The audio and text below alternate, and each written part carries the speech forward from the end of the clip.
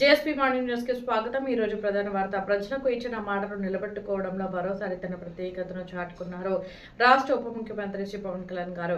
ఏలూరు ప్రభుత్వ డిగ్రీ కళాశాలలో ఎన్నో ఏళ్లుగా కొనసాగుతున్న తరగతి గదుల కొరతకు శాశ్వత పరిష్కారం దిశగా కీలక అడుగు పడింది. శ్రీ పవన్ కళ్యాణ్ గారి చొరవతో ఏలూరు ప్రభుత్వ డిగ్రీ కళాశాలకు శాశ్వత భవనాల నిర్మాణం కోసం 12,60,00,000 నిధులు మంజూరు అయ్యాయి. ప్రతిపక్ష నాయకుడిగా రాష్ట్ర వ్యాప్తంగా నిర్వహించిన జనవాణి కార్యక్రమం వారాహి యాత్ర సందర్భంగా ఏలూరు డిగ్రీ కళాశాల విద్యార్థులు ఎదుర్కొంటున్న సమస్యలను శ్రీ పవన్ కళ్యాణ్ గారి దృష్టికి తీసుకొచ్చారు. కనీసం తరగతి గదులు లేక చెట్ల కింద పాఠాలు వినాల్సిన దుస్థితిని చూసిన ఆయన అప్పుడే తీవ్ర ఆవేదన వ్యక్తం చేశారు.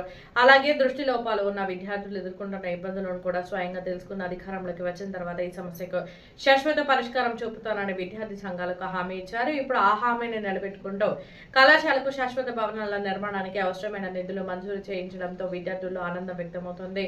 ఈ నిర్ణయంతో ఉనికిని కోల్పోతున్న ప్రభుత్వ ఉన్నత విద్యా సంస్థకు కొత్త ఊపిరి లభించిందని స్థానికులు విద్యార్థులు అభిప్రాయపడుతున్నారు. ఈ సందర్భంగా ఏలూరు ప్రభుత్వ డిగ్రీ కళాశాలకు నిధులు మంజూరు చేసిన గౌరవ ముఖ్యమంత్రి శ్రీ నారా చంద్రబాబు నాయుడు గారికి, విద్యాశాఖ మంత్రి శ్రీ నారా లోకేష్ గారికి, రాష్ట్ర ఉప ముఖ్యమంత్రి శ్రీ పవన్ కళ్యాణ్ గారు ప్రత్యేక ధన్యవాదాలు తెలిపారు. ప్రజల సమస్యలను వినడమే కాదు, వాటికి శాశ్వత పరిష్కారం చూపించడమే తన లక్ష్యమని మరోసారి నిరూపించిన శ్రీ పవన్ కళ్యాణ్ గారు ఈ చర్యపై మీ అభిప్రాయాలను కామెంట్స్ రూపంలో తెలియజేయండి. జేఎస్పీ మార్నింగ్ న్యూస్ ని సబ్స్క్రైబ్ చేయండి.